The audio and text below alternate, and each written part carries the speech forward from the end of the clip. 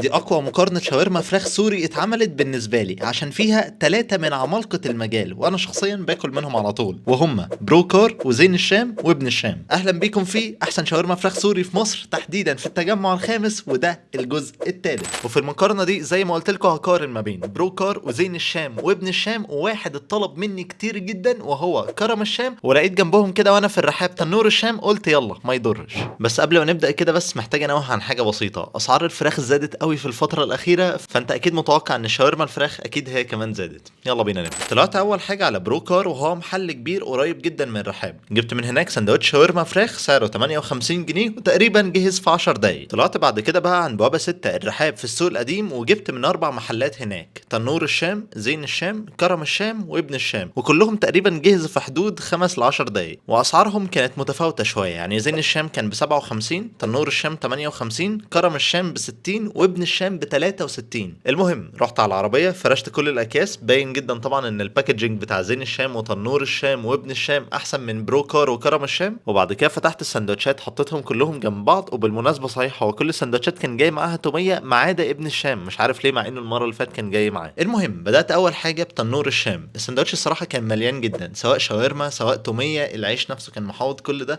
السندوتش كان شكله حلو عامه. واول ما دقت بصوا، هو السندوتش كان طعمه كويس، بس كان فيه طعم حبهان باين قوي في التتبيله اللي هم كانوا مستخدمينها بتاعه الشاورما. بس دونا عن الحبهان ده، فكميه الشاورما مع التوميه زي ما بقول لكم كانت مظبوطه جدا. حتى التوميه كانت كتير، بس انا كنت حاسس بطعم الشاورما جدا في السندوتش، ودي حاجه تتحسب لهم الصراحه. دخلت بعد كده بقى على بروكار، واللي كان شكل العيش فيه بالنسبه للشاورما كان كتير، والتوميه كان باين برضو انها قليله الصراحه. المهم بسم الله يلا ندوق. بصوا هي الشاورما نفسها الصراحه كان طعمها حلو قوي. العيش كان باين ان هو كتير، بس انا لما دقت ما حسيتش ان هو مغطي على طعم الشاورما. بس اللي كانت قليله شويه في السندوتش هي التوميه. وعامه انا ببقى حابب ان انا ادوق طعم الشاورما في السندوتش ما يكونش فيه اي حاجه مغطيه عليها، فالسندوتش ده ما ضايقنيش. بس لو حد بيحب التوميه كتير قوي جوه السندوتش ده مش هيبقى احسن حاجه بالنسبه له. جربت بعد كده بقى ابن الشام، واللي منكم ما شافش المقارنه اللي فاتت فابن الشام كان طالع احسن واحد فيها. المهم بسم الله يلا ندوق. هو عامه السندوتش اصلا من المره اللي فاتت وانا كنت بقول عليه ان هي التوميه مع الشاورما مع العيش الثلاثه كانوا متوازنين مع بعض، بس انا تقريبا لما خليتهم يقسموا السندوتش من النص، الحته اللي في النص دي العيش كانت اكتر من الشاورما شويه. الشاورما كانت متركزه اكتر في اول واخر السندوتش. بس عامه يعني طعم الشاورما كان لذيذ، التوميه كانت مظبوطه، بس للامانه بتاع بروكر خطفني اكتر كده. دخلت بقى في اللي بعده وهو زين الشام، وعامه ده واحد من اكتر المحلات اللي اتطلبت مني في المقارنه اللي فاتت بتاعه التجمع الخامس. المهم بسم الله يلا ندوق.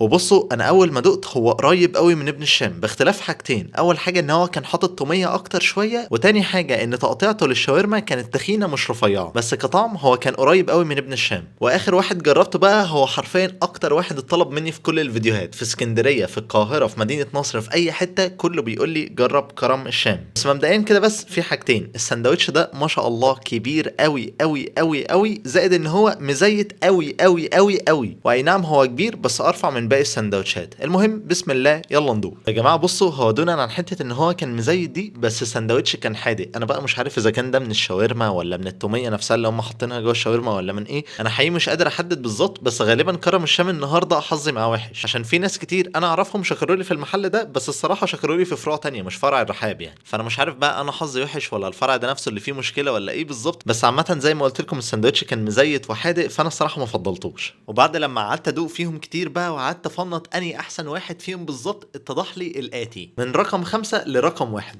رقم 5 بالنسبه لي كان كرم الشام، يجي بعديه تنور الشام اللي كان فيه طعم حبهان باين في السندوتش. وبعد كده بقى الفروقات كانت بسيطه جدا ما بين بروكار وزين الشام وابن الشام. بس خليني اقول لك، لو انت بتحب السندوتش يكون ناشف سنه بسيطه، التوميه اللي فيه ما تكونش كتير قوي، يبقى روح لبروكار. ولو انت بتحب بقى السندوتش يكون فيه توميه مظبوطه مع الشاورما مع الحاجات دي كلها، يبقى روح لابن الشام او زين الشام. بس انا بالنسبه لي هحط زين الشام قبل ابن الشام عشان خاطر هو سعره اقل 6 جنيه. فانا لو هرتبهم بالنسبه لتفضيلي الشخصي، فرقم 3 هيكون ابن الشام، ورقم 2 زين الشام، ورقم 1 بروكار. قولوا لي انتوا بقى اكتر شاورما فراخ سوري في مصر بتحبوها منين؟ وشكرا جدا ليكم لو انتوا لسه بتتفرجوا لغايه دلوقتي. كان معاكم اباظه من قناه لايف وز اباظه. سلام.